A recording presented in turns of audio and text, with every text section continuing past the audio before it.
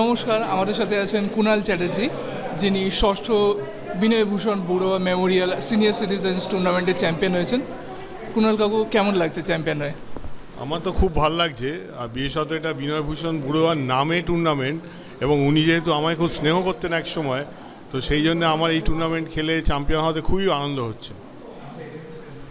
এটা প্রথমবার নয় যে আপনি চ্যাম্পিয়ন হয়েছেন, 2022-এও এই টুর্নামেন্টে আপনি চ্যাম্পিয়ন হয়েছেন। তো পরপর দুটো এডিশন জিতে আপনার কেমন লাগছে? মানে দুটোর মধ্যে কোন চ্যাম্পিয়নশিপটা আপনার বেশি ভালো লেগেছে? এবছরের টুর্নামেন্টে অনেক ভালো প্লেয়ার খেলেছেন যারা অতীত দিনের চ্যাম্পিয়ন ছিলেন, যেমন স্বপন মিত্র, বিপিন সেনয়, বিভাস ভৌমিক। তো এদের সবাইয়ের মধ্যে থেকে চ্যাম্পিয়ন হওয়ার আনন্দ আরেকটু বেশি।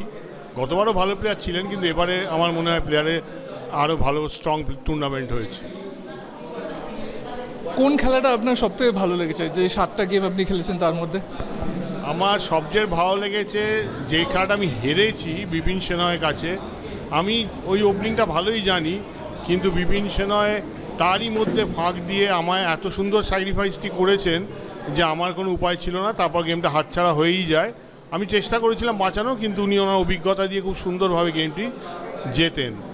আর স্বপন মিত্রর সাথে খেলাটাতেও আমার হারই ছিল। মানে ইনফ্যাক্ট প্রথম দিকে আমার ভালো ছিল, কিন্তু তারপরে আমি একটু অ্যাটাক করতে কিন্তু বোধ করাতে পিছিয়ে আসি, তখন স্বপন মিত্র কাউন্টার দিয়ে একেবারে উইনিং পজিশন হয়ে যায়। কিন্তু শেষের দিকে উনি একটা মারাত্মক ভুল করাতে আমি আবার খেলায় ফিরে এসে আলটিমেটলি জিততে পারি। এই দুটো খেলাই আমার কাছে সবচেয়ে আনন্দদায়ক লেগেছে।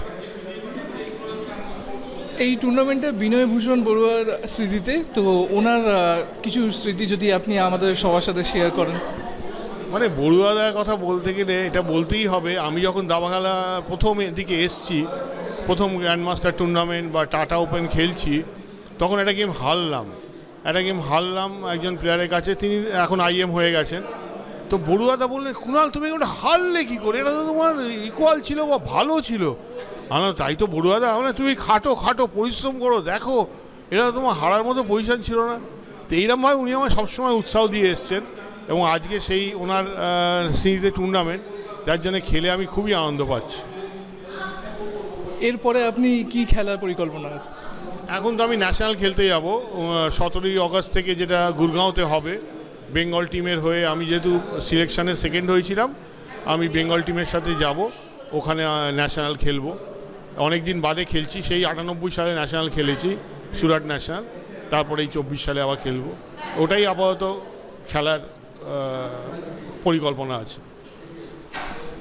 অনেক অনেক ধন্যবাদ আপনাকে মূল্যবান সময় দেওয়ার জন্য। 61তম জাতীয় সিনিয়র চ্যাম্পিয়নশিপেও আপনি খুব ভালো করুন, এই শুভকামনাই করি। ধন্যবাদ। Thank you very much.